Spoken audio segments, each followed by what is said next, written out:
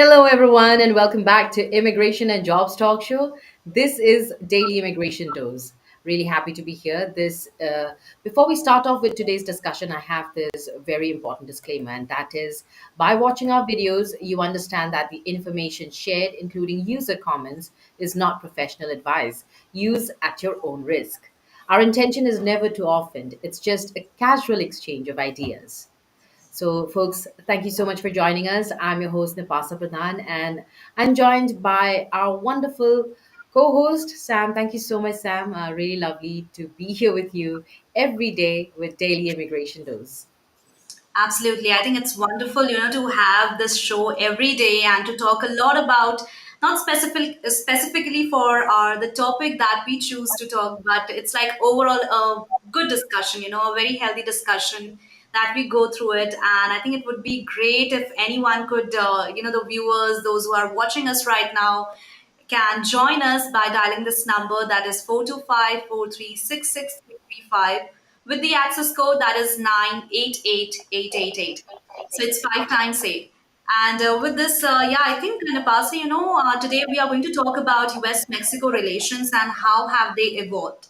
So I think this is going to be very interesting because we are going to talk how historically everything took place and how what are the current situations right now and what can we expect in the upcoming year regarding these two countries relation.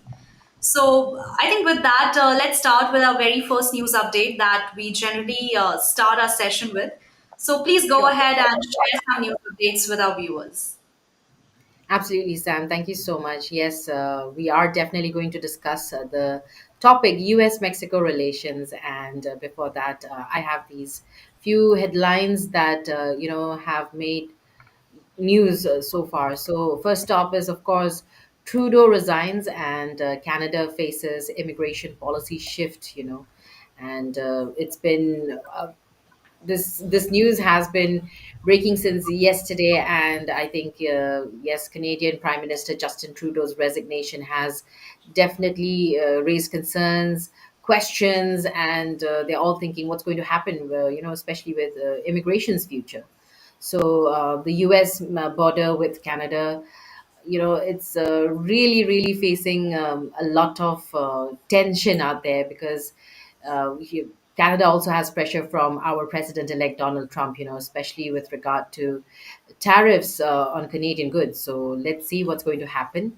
And apart from that, we also see that Poilievre, the conservative leader, is emerging as the front runner because Trudeau has resigned, and now Poilievre has taken the chance to say that he's going to be stricter with immigration, and yes, he's going to have a different approach, capping rates based on housing and healthcare capacity. So yeah, and apart from that, for Indian Canadians, I think Trudeau's exit is also bittersweet.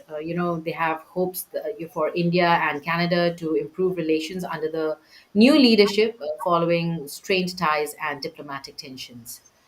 I think that's that. And apart from that, we have one latest news that is Jean-Marie Le Pen, far right National Front founder, has passed away at the age of 96. May his soul rest in peace. And apart from that, I mean, he's known for his fiery anti immigration rhetoric and Holocaust denial. And his daughter Marine has rebranded the party, and Le Pen, faced multiple convictions for anti Semitism and xenophobia. And definitely his death comes as Marine confronts, legal challenges that could affect her political career. So let's see what's going to happen. But those were a few news updates from my end. Absolutely. And thank you so much, Napasa, for sharing those very important news updates with us and with our viewers too. I also have some news update that I would like to share, and that's about the Trudeau's sudden resignation. So, it was like a very bold statement that was made from the conservative leader Pierre Poilievre, who is now actually the front runner to replace Justin Trudeau as Canada's prime minister. And he said that Canada needs smaller population growth. And with Trudeau's sudden resignation, he also citing about internal battles that has left Canada's political future wide open. And Olivier wasted no time in blaming Trudeau for what he calls the destruction of Canada's immigration system. So there's a lot to discuss on this, and also, a different kind of Cold War is going between these two parties. And he also says that Liberal NDP government turned immigration into a very controversial issue with policies that strained mostly housing, healthcare, and jobs. And as Poilievre is pledging more major changes, he also wants to cap immigration rates so that he can match the Canada's resources like homes, healthcare, and jobs, because these three categories are mostly having a lot of issues, specifically from past few years. And he's also targeting, abuses in programs like temporary foreign workers and international students too. So, as he plans to keep the TFW program for agriculture, he also vows to block it in areas where it might take jobs from Canadians. And moving ahead with my another news, that is it's a very latest update that from January 1, 2025, no new sponsorship applications for parents or grandparents will be accepted under the family class stream until further notice. So this move has announced in the Canada Gazette, and it also prioritizes, the processing older applications while aligning with Canada's updated immigration goals. And Miller revealed that over 40,000 parent and grandparent applications were still pending, and that too by the end of 2023. And to address this, the government is actually trying to have a more systematic way and trying to plan to process just 15,000 applications at least in the last year, and far fewer than the 20,500 accepted this year. So Yes. there's a lot of issues that's going on regarding these different types of categories, but with that, I think that's all. It was all about the news update that we went through, and now let's move ahead and begin with our very important topic that we have been looking for, and that is US Mexico relations and how have they evolved. So, Nepasa, what would you like to say on this? That firstly, we have seen US Mexico relations have been not a pretty much a very good and not a very friendly relation that we might have seen. And the major issue has been the US Mexico border, the illegal immigrants, and the immigrants, those who mostly cross the border. So, do you think that crossing the border to US has actually deteriorated the relationship between the US and Mexico? Well, this U.S. Mexico relation has been a very long one. So it's been like neighbors, with a long, complicated history, you can say, because there has been so much happening, and they have been neighbors.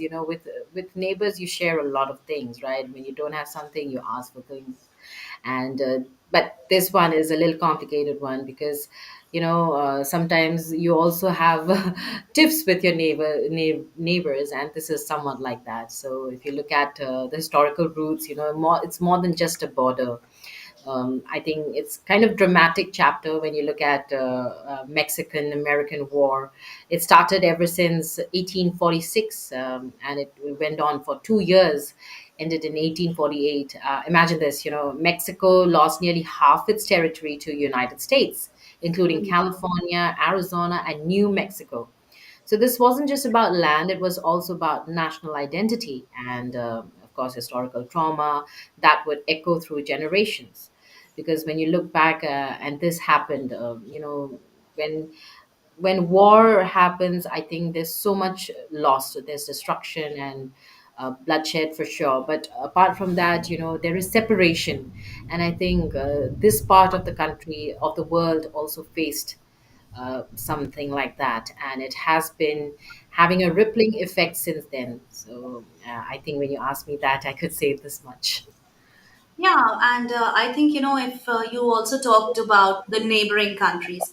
So, most of the time, we have seen that wherever there are neighboring countries, they always have some on the other conflicts that's going between them, whether it's India, Pakistan, whether it's US, Mexico. So, there are so many countries, those who are actually territorially, they are connected to each other. They are not far, they are neighboring. But they have issues. If we also talk about India, then India has a lot of problems like with Pakistan, with China. So there is a lot of issues that mostly happen regarding the neighboring countries, and the Yeah. countries those who are far from that country, I think they have a better relations. So we can say that people who are more having a more distance from themselves, they have a better relation, and the people those who are actually close, they are having a quite hostile relationships. So we can predict it in this way. And as you mentioned about Mexican American War, I think that's a very important point. And thank you so much, Nepasa, for completely shifting us back to the history at what happened during 1846. So yeah, I think US believed, at that time that it was the idea where the right to expand across the continent, and they also won so many territories from Mexico, like California, Texas, Arizona, New Mexico, and some parts of Colorado as well. And for Mexico, the war was very devastating, and they lost so many things. And not only land, as you said, it was about identity, it was about national pride. And this conflict, I think till now, that too happened during 1846, and now it's 2025. But some on the other, there's still a touch, there is still I would say a hostile feeling that has been in the hearts of the Mexicans right now. And I think with that, I don't know whether it's going to be a better one, or whether it's going to be more harsh against the Americans. But we have seen, how the history have been in U.S. Mexico war. Until now, also they are having those indifferent behavior to each other. So I think with this, we can assume, once the things happen, something bad, people mostly holds grudges towards each other. But my question to you is, Napasa, that what do you think if something happened bad in the history regarding any nation? Do you think it's easy to forget and have a healthy relation between the nations, or they still have to hold the grudges? Well, it's easier not to hold the grudges, but what happens is when things like that happened in the past, rules were made, and those rules were to be followed, and they are still being followed, and that is why we have borders, we have security, I mean, measures taken, especially in the border areas where you can't just, I mean, talk about any country for that matter, you can't just cross borders just like that. You need to do it in a proper way and follow the rules.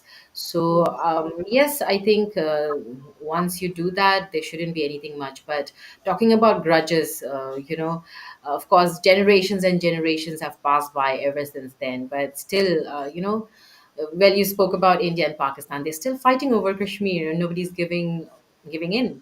And here, when you talk about identity, I'm sure even there, because we have Indians who were, how to say, they had to be settle in Pakistan because of the division of the countries, right? Same thing happened here as well. U.S. Mexico, where we were talking about identity. They feel so Mexican at heart, but now they fall in America. If you talk about I mean, stuff like that. So, yes, when you think about identity and culture, there are, they have been, how to say, hurt in many ways. And I think, yeah, it's a very, very important discussion. But I think we have some great comments also. We will read them up as we discuss. So, should we take one then? I think, yeah, but Nepal, before taking those questions, I would like to welcome a viewer, who has joined us today, and I think Oh. he's Vikrant. So, Vikrant, can you hear us? I think he has joined us, but I don't know, due to some reason, we can't hear No, no, no. you. We have to allow him. Let's see. Vikrant, can you hear us? Could you speak, Vikrant? Okay, I think there is some connection issue. Vikrant, we would really like you to maybe rejoin us, and maybe then we will be able to hear you. Yeah, I think with that, let's move ahead and let's wait for some times for Vikrant to join. And Sure, Sam, sure. But I think let's get back to our discussion for a bit before we really take those questions from our audience or comments from our audience. So, when you talk about early tensions and territorial disputes, Mexico tried to stop American settlers from entering Texas. And then Texas becomes part of the United States. This happened in first. I mean, Mexico tried to stop American settlers from entering Texas. This was around 1830, and then in 1845, Texas became a part of United States. And this period was marked by constant territorial and cultural friction. And yeah, then 20th century, we see a lot. I mean, conflict to cooperation even because we became interdependent. World War II happened, and this brought the countries closer, with Mexican pilots fighting alongside the U.S Air Force. I think this was a very positive thing which happened during World War II. And then apart from that, the 1965 border industrialization program, this created economic opportunities. And NAFTA happened in 1994, which transformed economic relationships dramatically. So I think these are some good things to look back to as well when we talk about history. absolutely. And I think with that, it's very important also to understand. But I think with that, I hope we can hear Vikrant. Can you hear us right now?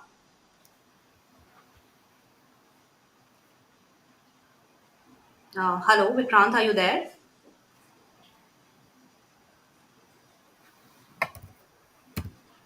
I think due to some reason, Vikrant, we can't hear you, but I think we can just suggest to rejoin us and try to join us with a different Wi-Fi, or maybe switching on the airplane mode and then switching off, because that will may refresh or Yeah, but update I your. think I could just suggest, to dial this number. I think it'll be easiest for you. So call us Yeah. on this number 425-436-6335, and the access code is 988-888. And once you're in, just say hello. We will be able to hear you, Vikrant. So I think Vikrant had joined us earlier, if I'm not mistaken, but we wonder if it's the same Yeah. Vikrant. So, He was the one who was actually in US right there, and we had quite a good conversation with him. So I remember a bit, but there were different viewers also who joined, so I'm not able to remember much of what he said that time. But we have different comments also, like Purnima, like Neelanjana, then Trisha also. So thank you so much, everyone, for joining us. And keep on posting our information, keep on posting your perception regarding the topic, because it's a very vague topic that we are going to talk in today's session. And also let us know that whom do you support, whom do you are against. So I think that would be good one. And with this, let's get back to our discussion, as we will take up these comments. Thank you so much, folks out there, for joining. And Vikrant, please join us on call, or are you here? I think he's Yes, here. yes, I Vikrant, can I hope hear you you can. right now. Oh, finally. This is good. How are you doing, Vikrant? Yeah, I'm doing fine. What about you? I'm also doing good. I think you joined us last time, right? Yes, You're yes, in New before Jersey at Christmas that when point. I returned back to my hometown. And now I didn't even return to America. So we have a festival here. So after completion of that, I'll return back. Wow. oh, Happy New Year to you. I hope you're having a good time, with Yeah, your thank friends you and and wish you the family. same. How are you doing? Thank you. Thank you. I think we're doing great, right, Sam? And it's Yes, been yes. a great start to the new year as well. Yeah, I'll watch your shows regularly. So I'd like to join. I'd like to join now. So I wanted to join. Thank you. So I've joined now. Thank you well, so much, Vikramant. Really means Yeah. a lot. how was your new year? Why don't you go ahead and share your experience? Yeah, I've enjoyed a lot with my school friends and my college mates here. Usually, we don't get a chance to meet each other. So after a long time, I met my each and every friend, and we have enjoyed a lot here. I'm sure, staying away from family, so far away, not even like close by. I'm Yes, sure yes. how it feels. Yeah, So it's like a mini tour for me.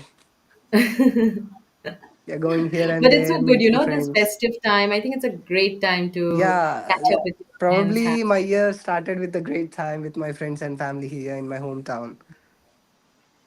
So nice, so nice, so happy. Yeah, Well, today we are discussing about US Mexico relations. If you have anything to share about that, also, please feel free. Or anything else, we would like to know what's happening at your end. yeah, sure.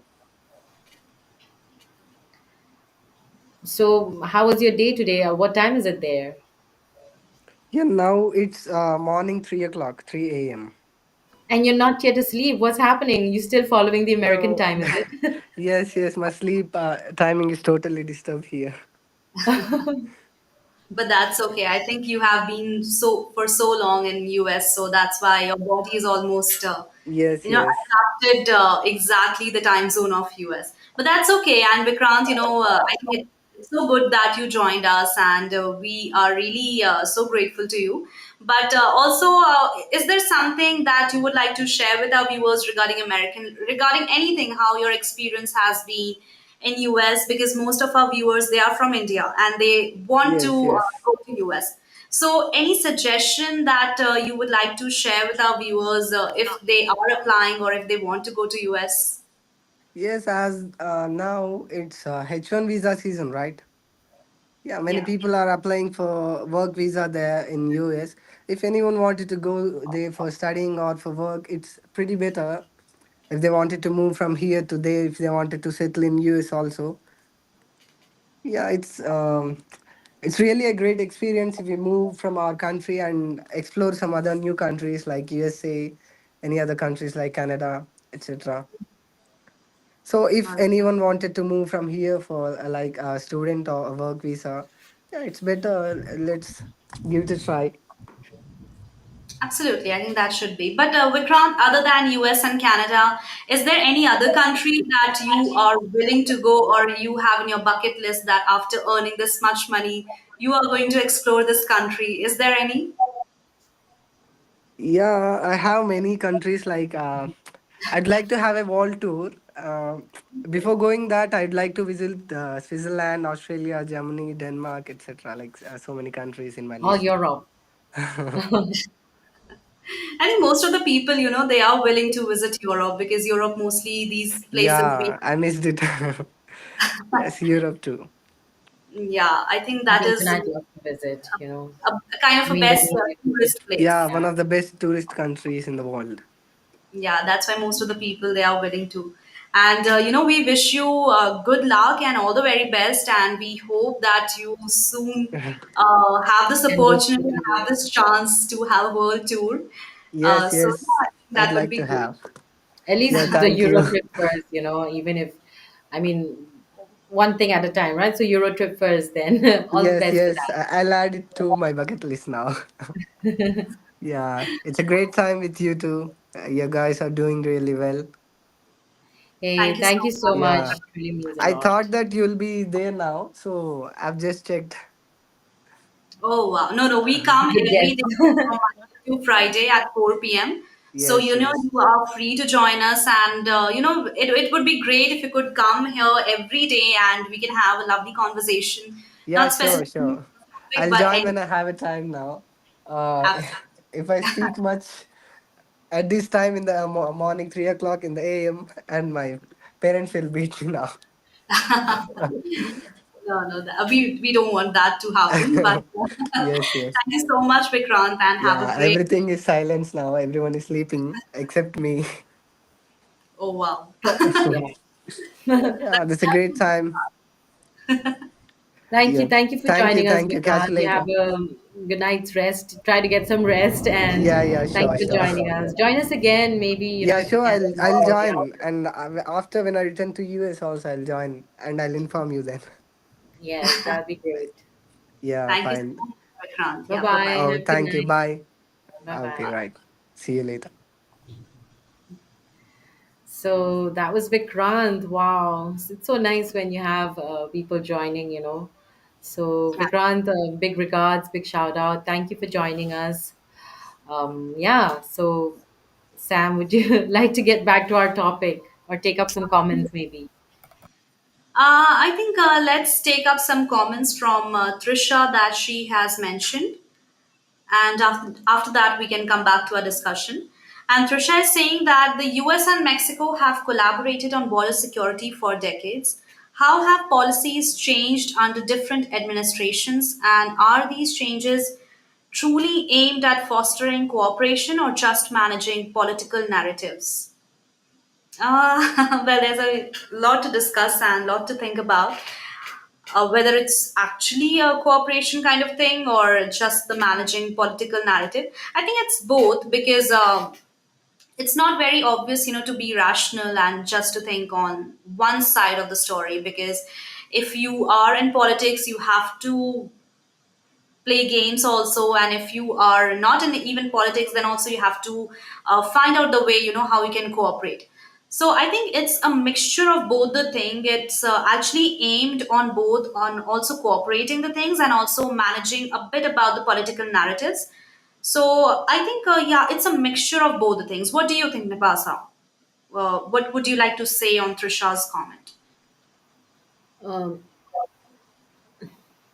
Fostering cooperation or just managing, sorry, I'm just going to read it again, okay? The US and Mexico have collaborated on border security for decades. That's right. How have policies changed under different administrations? And are they, of course, the things have been changing. And are these changes truly aimed at fostering cooperation or just managing political narratives? Well, they do want to have a good cooperation. I mean, better things to do. Of course, not for illegal activities, never ever at all.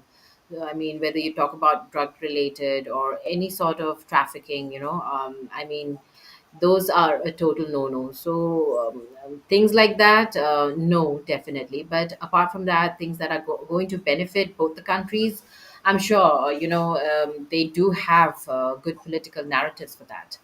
So, yes, Trisha, thank you so much for commenting. And if you think otherwise, if you have any thoughts or perceptions from your end, please feel free to tell us what you think. Let's take up Nilanjana's also treaty for Guadalupe. The U.S. and Mexico signed a treaty ending the Mexican-American War, resulting in Mexico ceding a significant amount of land, including present-day California. Right, that's what I was telling. Arizona, New Mexico, Texas, and parts of Colorado, and Kansas, and Oklahoma, and Wyoming as well. So, yes, very, very true, Nilanjana. And thank you so much for bringing this up as well. So, these are some of the reasons why, Mexico still probably feels like they, of course, who would want to lose, it's like losing their brothers or sisters to another country, right? So, You thank you. know, it's like sometimes I think this is a very that we started our conversation, we started our session with the main topic of this thing only, and that's what Nilanjana has mentioned. But also, Napasa, I think that if there's a war between the two nations, it's never on one side. Both the nations are equally responsible, even if I'm not favoring anyone, but I'm just sharing my point of view. That if Mexico, at that time, Mexico was territorially, it was larger as compared to now. So at that time, even if Mexico felt, that he might lose, I mean, it might lose or it might not be able to stand against the US, then I think Mexico should have taken a step back, because it's not important, to just stand away and fight against that nation. Firstly, you have to look for your own country people, whether after the war you have to look for the circumstances, what's going to happen.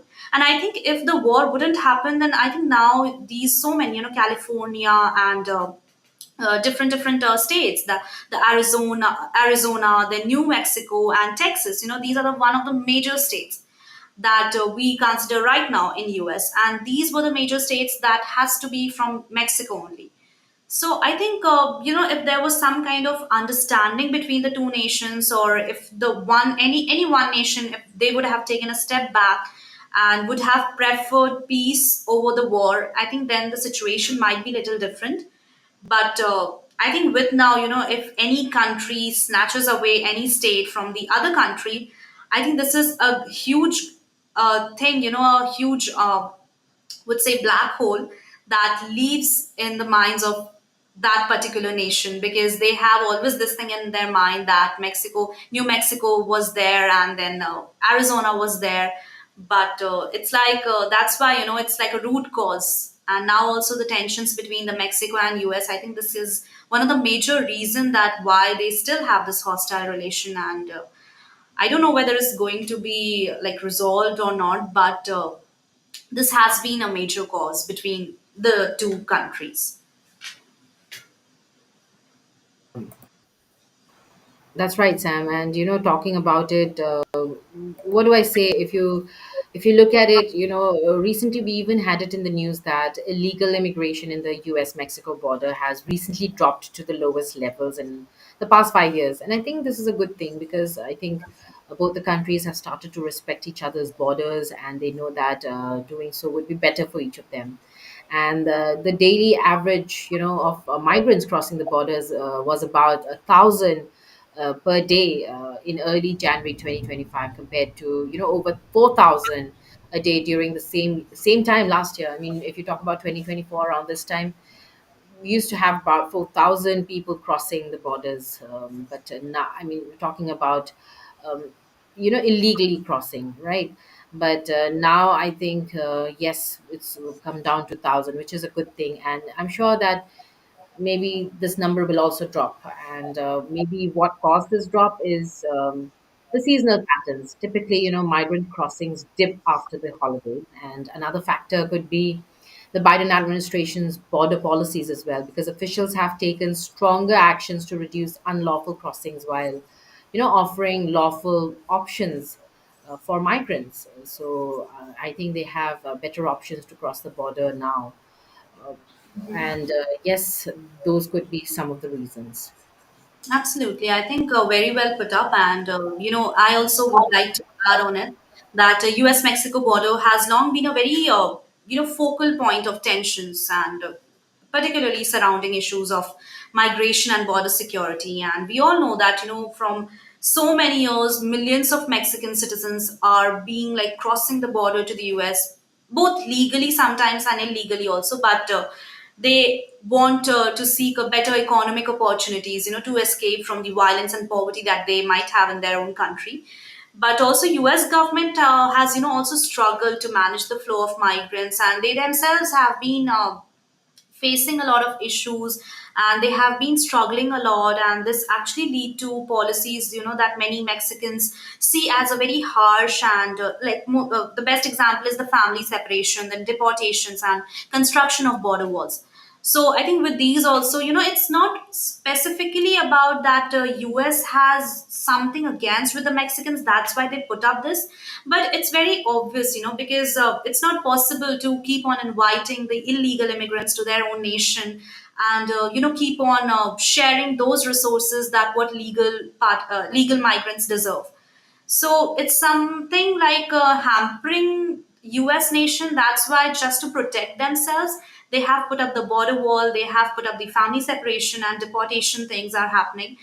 So instead of looking into something very against and something very aggressive that US is against, so I think it's not like that. But US is more like a migrant, very friendly, very friendly nation towards immigration. And US is always in favoring of this, that whosoever the highly skilled workers, the highly skilled students, please, they are like happily welcomed in US. And that's what, even if the people from Mexico also, if US finds a very capable, and very potential person from Mexico, then I think they will be also invited in the same way. But because of these issues, also that is not actually very intentional, but that happens only for the sake of protection towards their nation, also creates a very I would say a Cold War kind of thing. Not exactly a Cold War, but very hostile feelings towards each other. That's not actually very intentional. So this is something very sad that we are getting to know, especially regarding the relations between the nations. Yes, true, Sam. Very true, actually. And there are so many things happening, right? If you look at the numbers then and now, and but just the recent ones also, in 2022, 2023, illegal crossings hit record highs. I mean, over 2 million migrant encounters per year. And then 2024, the number dropped from 2 million to 1.5 million. And then last month, around December 2024, encounters dropped by over 80%, year over year. From, I mean, you can just imagine, from 290, 250,000 almost, to just about 47,300. So that's a significant drop, Right. and I think it's one of the first time that the border saw such low numbers. So I think it's good news, right? People have been talking about border security measures, and I think it's happening. I think it feels more secure than it was earlier. And if you talk about, yeah, yes, Sam, please go ahead. Yeah, I'm saying that thank you so much, Nipasa, for mentioning those points. And here we have another comment from our viewer who is watching us from YouTube, James Peterson. So thank you, James, for commenting here. And he's saying that, so imagine if Mexico would have won the war. Mm. Okay. So we will definitely share our perception on this, but to our viewers also, friends, this is a very interesting question and can be a very debatable one too, especially the one who is favoring US and the one who is favoring Mexico. But according to me, the if Mexico would have won the war, then I think everything would have been so different, and it would be like a drastically changed. Firstly, the territorial conditions would have been very different, like California, Texas, Arizona, New Mexico, and some parts of Colorado. I think that have been towards Mexico only, and I think US won't be with those parts anymore. And other thing that I think these states are very impactful in the US, and most of the immigrants also they work in these states, and these states are like the backbone, to for the nation, for US nation. And with that, US has become a global power too. So if these states wouldn't be with the US, then I think there will be some kind of negative impact on the global power for the US as well, and I think it may hamper the economic growth also, and there may be some kind of the power of US, what US have right now. I think it won't be having that much powerful impact towards the whole world, and I think opposite, it could strengthen Mexico a lot because Mexico's victory, could have radically shifted in a very internal and external development, and could have a good economic growth, could have a good political stability, and of course, national pride would also be there. So, with the, I think I could predict these 2 to 3 factors what would happen if Mexican an American war, Mexico would have won. So, what do you think, Nepal? So, what would happen if Mexico would have won the war? I mean, whatever you said is very much agreeable. How could I defer that? If Mexico would have won, things would happen so different today in the world. Yeah. America wouldn't be what it is. Even the shape of America wouldn't be how it is right now, and so as well for Mexico. So you've put it rightly. I mean, these states, if they fell under Mexico, would definitely be so different today, right? The whole scenario with more people there, and yes, I think whatever you just said, I don't want to repeat that. So, yes, very interesting comment, James. Thank you so much. And what do you think? How would it be? Maybe you could And also share. also, Nepal, so I think there's another point that I would like to mention, and that's about cultural and demographic Yeah. thing. That if Mexico had retained control over the uh, now the new US that we are seeing right now, so I think there would be a lot of shift, especially if we look for the language. Now it's majorly the English, but if Mexico would have won, then I think Spanish would have been a dominant language, and Yes. because most of the territories which would have a very profound culture, and they could have made Spanish a very more like a better one, prominent across North America. And there will be a lot of like diversified cultural identity we could have been following, maybe not the US or exactly the US culture, but maybe like we would Yeah, have who been knows? the Mexican culture. Yes, And in fact, everything would be affected, right? Even movies would be affected. the Yeah, songs, and this the everything. songs, everything pop culture basically, everything popular right now would not be what it is probably. Who knows? I mean, the whole world is so many folks out there are following the American culture, want to be an American, and we've spoken earlier how in every corner or in every home, there is some sort of American culture. Whether it is, I mean, so many things. You watch Netflix and you go to American movies, you go to American series, and talk about Friends, the series, everything. So maybe, who knows, different things would be famous or popular now. But Absolutely. James, such an interesting comment. Please tell us, what do you think? How would it be if Mexico would have won the war? Right. And I think, after sharing our perception, it would be great, James, also to know your thoughts on this. And please feel free to mention everything that you would like to let us know about it. And we would be more than happy to have your point of view on this topic. And with this, I think let's take, Napasa, can you take another comment that we received from Zahir? Trade and agriculture have always been an integral to the relationship. Mexico, being one of the largest exporters of agricultural goods to the U.S., how have their recent policies influenced its partnerships? And are farmers on both sides facing more challenges now? Very, very interesting question as well, Zahir. And I wish I could tell you more, but yes, there has been, challenges in this relationship.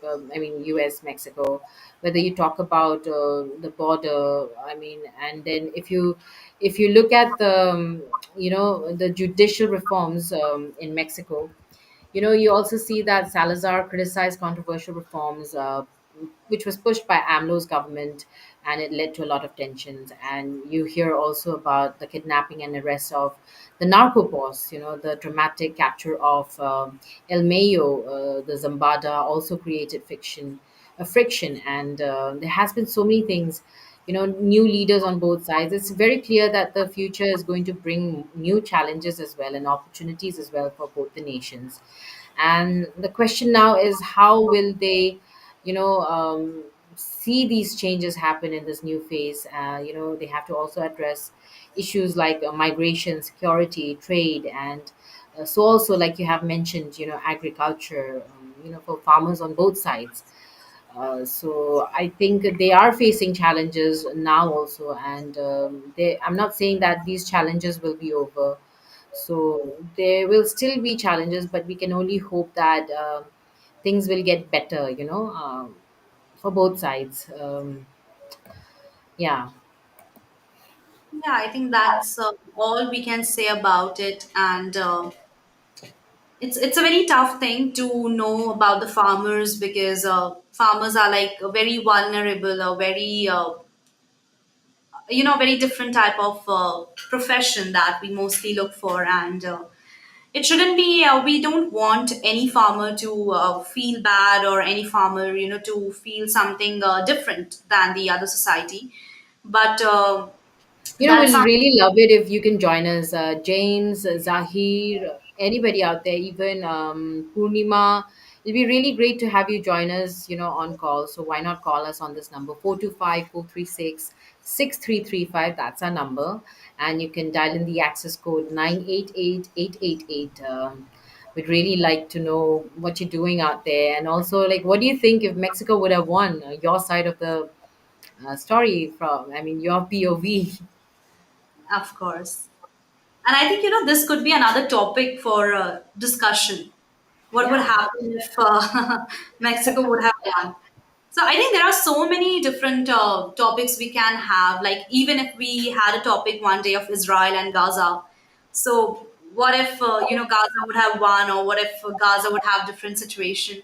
So there's a lot to discuss, and the best thing is that we have to brushing up everything. We have to deep dive into our topics and have a deep understanding what would happen, and have to imagine something, a very unimaginable situations. So I think this is something very brainstorming kind of session, that we have. And yeah, I think with that, let's move ahead with our another topic, or another point that I would like to talk about. And as we are talking about U.S. Mexico, what they have right now, and what are the reasons behind why they have so much conflict with each other. So, there's another thing that I would like to mention about, drug trafficking and organized crime. So mostly it has been a very major issue, the drug trafficking and the associated violence that have created a very major tension between the US and Mexico. Because Mexico is a major source for transit point for drugs like cocaine, heroin, and uh, there are different drugs that I don't exactly remember the name, but these two are the major, that Mexico transit, and that are smuggled into the US. And the demand for drugs in the US is actually very high. And most of the time, we have seen the news also that some teenagers or some US citizens have been having these many drugs, have been, selling these drugs, and ruining their lives. So there are so many different news that come across regarding drugs. And that's why also I think US is kind of against with Mexico, because they have seen, how the people of, not the people, but how Mexico have been a great producer, or I would say a big drug trafficker in these things. So that's why US is trying to have a little, I would say, indifferent behavior, or would like to have a kind of, maintained a border, so that those smugglers won't be able to affect the American citizens. What do you think on this, Napasa? Well, I think it's I mean, very interesting thing you've brought up, and this reminds me of so many series. I mean, you know, we so many in so many ways we know the world through movies and series. So thanks to these great directors out there who, tell us their story in different ways. So talking about it, I think what comes to my mind is Narcos, such an amazing series. But yes, I'm sure many folks out there must have watched, or even if not, you should watch. And yeah, talking about it, I mean, drug lords and everything. We hear so many stories, saying that these are, I mean, Mexican drug lords and stuff, what you've just mentioned, so many substances out there. But but it comes back to a simple business thing, supply and demand. So Mexico is a major supplier of illegal drugs to the US, right, including cannabis, or methamphetamine, or even heroin and others. And then, Mexican cartel controls significant parts of the production and trafficking networks as well. And you have already mentioned how, it's a good, not good, but they have many routes for trafficking, right? Yeah, And US's role, on the other hand, it's like it's the largest consumer of these drugs, uh, fueling demand. So the more they consume, the more they want, and that is why they try to check out ways to bring in these substances to the country, right? absolutely. So yeah, that's another thing to keep in mind as well. And this demand really drives the supply chain and also gives immense economic power. So if there was no demand, I'm sure Mexico wouldn't be doing what it's doing. They wouldn't have to, I mean, supply all this. They wouldn't have to even, you know, craft all that in their labs, for example. And apart from that, cartels and organized crime, like you mentioned, Mexico, and then Jalisco New Generation cartels, even Sinaloa, right? They're powerful and very well funded, over often resorting to extreme violence as well. And these organizations really smuggle all these um, Yeah. substances the US, through, but let's not get so deep into all of that. But it's a simple business. I mean, it's just supply and demand. I think I can just keep it to that. Yeah, and I think we can't be so much judgmental about it that we can't predict anything because see the one those who are supplying those drugs, the one those who are also receiving it, they are equally in the same wrong way. So we can't justify that the one those who are smuggling and the one those who are receiving, they are not guilty or they are not doing any criminal activity, because they are also promoting it, by buying those things, and they are buying. That's why there's a high demand. That's why the supply is. It's almost the same thing, Yeah. And with that, I think that's why also US is aware of this, and we can't protect. We can't predict anything that who is wrong and who is right. But I think But drug. I mean, whether you talk about border, whether you talk about just a small group of people, families, for Mhm. example, the drug trade, seriously, it not only fuels violence, not only impacts communities, but I mean, both sides of the border, but also just families, small families are torn apart because of these Yeah, sorts of addiction. Whether you talk about US, India, or any corner of the world, and communities in Mexico also suffer a lot, from cartel control, losing so many lives just in the name, just like that. One day they're here and the next day they're not. that's So so sad. And I think with it's Trump's sad. I mean, administration, whether they are consuming the drugs or are in that business, being shot is such a common thing, and it's sad. a lot, very sad. But we can hope that maybe under Trump's administration, we can see some modification or some better policies or laws regarding the drug trafficking thing. Because I hope, because there are different policies that's being coming into the news and we are going through. But I hope, if this major segment should also be taken care in the US, specifically in the US, then I think the youths or the people, those who are teenage or those who are not even mature, it would be so helpful for It's them, to everywhere, see Sam. You can't just say US, you can't just say Mexico. It's everywhere. India as well. overall, actually, yeah. I hear so many stories, younger generations, people half my age. So I think the way out, or at least a little path to a proper direction, maybe would be like finding the balance, whether it is enforcement, prevention, rehabilitation. We need these efforts much more than the demand and supply for drugs. And we say that it's so easy to have self control, and if you have decided that one day you won't be having this drug, I think it's not that easy. It's so difficult because once you have that thing, you won't be able to end that, because so I would say it's keep on coming back and you won't be able to function. Your body will function so differently. So it's a very sad thing, and it's a very very risky thing. You are just putting your life at the end of everything. So your parents life will be affected, your life would be affected. So it's always better to avoid it, and even if you are towards attracted towards it, then please have a good consultation with your parents, because nowadays it's not, we can't restrict ourselves, but instead of restricting, you can have a better understanding that why is it so harmful, why is it so, Right. you have to stay away from it. So just question everything and get answers to it as well, not from your friends or not from the one those can be easily manipulative, but from the one those who are actually a better one, a more mature person, like your parents, like your anyone, like your uncle, aunts, or Yeah. even the friends those who are in a better condition right now.